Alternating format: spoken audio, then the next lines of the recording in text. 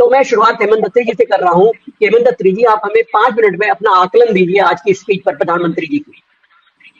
आप निराश हुए कि देखिए नहीं? यूसुफ जी, देखिए यूसुफ जी, मैं निराशा और आशा तो इसका फैसला तो हमारे दर्शक कर लेंगे, लेकिन मैं जो बात हुई आज सारी की सारी उसको बिल्कुल उसी पर्सपेक्टिव में रखने की इच्छा रखता हूँ, अगर आप अनुमति देंगे। और 5 मिनट की जी बजाय अगर 7 मिनट कर दे तो मैं आभारी होऊंगा आपका। बिल्कुल बेसिकली क्या बिल्कुल। है कि आज आपने मुझे बहुत सालों के बाद मुझे रिपोर्टिंग के दिनों में भेज दिया। आपने जिस तरह की असाइनमेंट मुझे दे दी, 138 जी मिनट जी तक आपने मुझे वो काम दे दिया जो मैं सामान्य तौर पर करने का आदी नहीं, इसलिए उसकी कुछ जी जी क्षतिपूर्ति तो आपको मेरी करनी पड़ेगी 2 मिनट बढ़ा करके। जी देखिए जी यूसुफ जी, आज का जो अविश्वास प्रस्ताव था और सीरियस नोट, ये 3 मुद्दों पर लाया गया था मणिपुर पे। पहला ये था कि प्रधानमंत्री मणिपुर क्यों नहीं गए, जो जो सवाल उठाया गया था। दूसरा ये था कि मणिपुर की नकारा सरकार, फेल सरकार अब तक बर्खास्त क्यों नहीं की गई। और तीसरा था, प्रधानमंत्री जी मणिपुर पर 77 दिन तक चुप क्यों रहे। ये 3 सवाल थे। आज के 138 मिनट के संबोधन में क्या इसका किसी को जवाब मिला? ये दर्शकों पे छोड़ देता हूं। ये 3 ही सवाल थे मूल, क्या इन पे किसी का जवाब मिला? मूल रूप से प्रधानमंत्री जी आज एक चुनावी मंच और संसद के पटल का जो अंतर है वो पूरी तरीके से हमेशा की तरह भूल गए। उनके भाषण में सब कुछ था, उनके भाषण में कुंठा थी, उनके भाषण में तंज था, उनके भाषण में चुटकुले थे, उनके भाषण में संवेदनहीनता थी, उनके भाषण के अंदर लैक ऑफ अकाउंटेबिलिटी था, लेकिन कहीं भी सीरियसनेस नहीं थी पूरे भाषण के दौरान। इस तरह के महत्वपूर्ण, इतने संवेदनशील, इतने गमगीन मसले पर वो विपक्ष को हंसने के लिए प्रवोक कर रहे थे। ये है हमारे देश के संसद का नैरेटिव, और वो किसी और ने नहीं, वो प्रधानमंत्री जी ने खुद किया। इस पे किसी को कोई शक नहीं होना चाहिए। इसमें जो सबसे गंभीर बात हुई वो ये हुई कि जो मणिपुर की नकारा सरकार है उसको बर्खास्त करने की बजाय किस तरीके से उन्होंने उसको डिफेंड किया। ये भूतों ने भविष्य टाइप की चीज है। और सारे का सारा हालात का ठीक रहा, उन्होंने हाई कोर्ट के एक ऑर्डर पर फोड़ दिया। अगर हाई कोर्ट से कोई ऑर्डर हो भी गया था तो वही वही जो नूह के अंदर जो मनोहर लाल खट्टर करते हैं वही आज प्रधानमंत्री ने करके दिखाया कि सारा ठीक रहा। मतलब एक कॉन्स्पिरेसी के ऊपर फोड़ दिया गया और सरकार की क्या जिम्मेदारी है उसको बिल्कुल क्लीन चिट करके बाईपास दे गए। क्या ये सच है? नहीं। दूसरी सबसे महत्वपूर्ण बात है यूसुफ जी कि प्रधानमंत्री जो हमारे हैं वो स्टैंड अप मोनोलॉग के चैंपियन है। उनसे कोई जब सवाल ना पूछे, उनको कोई डिस्टर्ब ना करे और उनको बोलते रहने दिया जाए तो वो कितने भी घंटे बोल सकते हैं, इसके चैंपियन है अनडिस्प्यूटेड। चूंकि 100 मिनट तक उन्होंने विपक्ष की, पूरे 100 मिनट तक विपक्ष की जो उसकी जो क्या कहते हैं आप, उनका जो धैर्य की परीक्षा ली, मणिपुर का नाम ही नहीं लिया, इधर उधर की बात करते रहे। और हार तक कर विपक्ष ने कई बार आवाज लगाई कि मणिपुर का जिक्र कीजिए, मणिपुर का जिक्र कीजिए। उन्होंने मणिपुर का जिक्र नहीं किया। और हार थक कर जब मणिपुर के नाम पर जब विपक्ष ने वॉकआउट कर दिया, उसके बाद 138 मिनट के भाषण में स्पेसिफिक अगर आप मणिपुर की बात करेंगे तो 4 मिनट प्रधानमंत्री जी बोले। और उस 4 मिनट के अंदर उन्होंने आज भी शांति की अपील नहीं की। अगर आप दोबारा भाषण सुनना चाहें तो सुन सकते हैं। उन्होंने कहीं भी सरकार की जो मीन मेक थी उस पर कोई कमी नहीं निकाली राज्य सरकार को। कहीं उन्होंने अपनी अकाउंटेबिलिटी फिक्स करने की कोशिश नहीं की। और उन्होंने किया क्या, ये बड़ा महत्वपूर्ण है। उन्होंने पाकिस्तान पर फिर से 56 इंच दिखाया, पूरा 56 इंच दिखाया। 1962 का जिक्र किया, नेहरू की नाकामियां गिनवाई, सब कुछ करवाया। और चाइना ने जो 7,000 स्क्वायर किलोमीटर इनके शासनकाल के अंदर, अभी जब ये कहते हैं ना कोई आया है ना कोई घुसा है, उसके ऊपर उन्होंने नाम नहीं लिया। प्रधानमंत्री जी सेशन 20 तारीख को शुरू हुआ था, आज 10 तारीख है। आज पहली बार संसद में आने को मजबूर किए गए, क्योंकि परंपरा है अविश्वास प्रस्ताव का जवाब प्रधानमंत्री को देना होता है, वरना हो सकता है वो आज भी ना आते। और शुरू में उन्होंने बड़ी कोशिश भी की अमित शाह के ऊपर डालने की कि मणिपुर के ऊपर बड़ा जवाब दिया, 2 घंटे जवाब दिया, ये किया। अमित शाह की पूरी शाबाशी दी।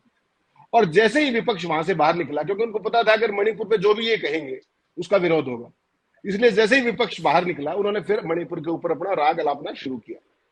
और इस तरीके की बात इतनी संवेदनहीन तरीके से, जिस तरीके से इतना गंभीर मसला था, उसको रखा गया। हकीकत क्या है यूसुफ जी, ये जो बहुमत का अहंकार है, ये आज के दौर की सच्चाई है नरेंद्र मोदी सरकार की। इतने संवेदनशील मसले पर जिस तरीके से भारतीय जनता पार्टी की जो कवाली मंडली थी, सांसद जिस तरीके से नारे लगा रहे थे, प्रधानमंत्री कुछ कह रहे थे वो शब्द पूरा कर रहे थे, ये आपने संसद में कभी देखा है क्या? संसद की अपनी परंपराएं होती है, संसद की अपनी मर्यादाएं होती है, संसद के कुछ रूल्स एंड रेगुलेशन होती है। और आपने देखा चेयर किस तरीके से प्रधानमंत्री के संबोधन के एक एक शब्द को एंजॉय कर रही थी, एक एक शब्द को रिस्पॉन्ड कर रही थी। वही चेयर जो कि विपक्षी सांसदों के सामने जब वो बोलते हैं या कुछ करते हैं तो उसकी क्या स्थिति रहती है। उससे भी गंभीर बात क्या हुई, प्रधानमंत्री जी 21 दिन बाद आए, पूरा मोनोलॉग किया, लेकिन अगर मैं आपसे पूछूं कि उस पूरे भाषण का सब्सटेंस क्या था, उसमें से नेट टेक अवे क्या है, उसमें से नेट टेक अवे है आत्ममुग्धता, सेल्फ कॉन्ग्रेचुलेटरी, मेरे सामने कोई नहीं है, कहा नहीं याद, लेकिन जिस तरीके से अनडिस्प्यूटेड क्राउन्ड किंग जिस तरीके की बात करता है उस तरह की बात। और एक भी जो कल मैंने आपके उस पर जब आपने मुझसे सेकंड सवाल पूछा था और मैंने आपको स्पेसिफिकली कहा था कि प्रधानमंत्री इन 10 मुद्दों पर नहीं बोलेंगे, तो नहीं बोले। तो नहीं बोले बेरोजगारी पे, नहीं बोले अडानी पे, नहीं बोले जासूसी पे, पेगासस पे, तो अपने नोटबंदी पे, बेरोजगारी पे, किसी मुद्दे को उठा लीजिए देश के। और उन्होंने सपना क्या बेचा कि हम 2028 तक ये कर देंगे और 2047 तक ये कर देंगे, एज इफ के उनकी सरकार तो आने वाली है। ये जो अहंकार है सत्ता का, ये हर शासक को होता है, ये कोई नरेंद्र मोदी जी के लिए नया नहीं। लेकिन सवाल ये है कि संसद के अंदर गतिरोध 20 दिन तक बढ़ा रहा और भारतीय जनता पार्टी को इसकी चिंता नहीं हुई, और वो भी मणिपुर जैसे सीमावर्ती सेंसिटिव स्टेट को लेकर के। तो क्या मैसेज देना चाह रहे हैं आप पूरे नॉर्थ ईस्ट को, क्या इस देश को मैसेज देना चाह रहे हैं? नू के ऊपर आप कुछ नहीं बोलते हैं, मणिपुर के ऊपर आप 70 दिन तक कुछ नहीं बोलते हैं। आप करना क्या चाह रहे हैं? कि ये आपका गवर्नेंस का मॉडल है, या आप कमजोर विपक्ष का फायदा उठा रहे हैं, या आपको सत्ता का इतना दब हो गया है कि आपको, क्योंकि मीडिया आपकी जेब में है, देश का पॉपुलर नैरेटिव आपके, सब कुछ आपकी जेब में है, तो उसके बाद आपको किसी चीज की परवाह करने की जरूरत नहीं है। तो ये डेमोक्रेटिक स्टेट तो नहीं हुआ ना यूसुफ जी। इस पूरे घटनाक्रम से आज पूरे देश का जो सभ्य समाज है वो निराश होगा। मैं अपने, जब आपने कहा कि आप निराश हुए नहीं, निराश होगा। और मैं तो निराश के साथ साथ चिंतित भी हूं कि हमारी पार्लियामेंट्री डेमोक्रेसी आखिर कहां जाकर उठेगी। संवेदनशील मुद्दों पर चुटकुलेबाजी, इस तरह के तंज कसना, अरे ये गंभीर बातें हैं।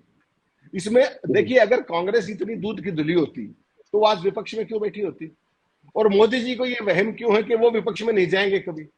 सदा तो सत्ता लंकेश की भी नहीं रही। सवाल केवल इतना है कि देश के नैरेटिव को आप कहां लेकर के जा रहे हो।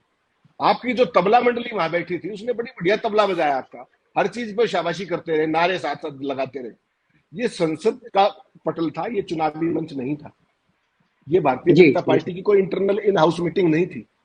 ये अगर अंतर भूल जाएंगे तो इस देश का जो पढ़ा लिखा समाज है, जो आम आदमी है, वो इन बातों को समझ रहा है कि किस तरीके से धार्मिक आधार पर, जातीय आधार पर जो विभाजन किए जा रहे हैं।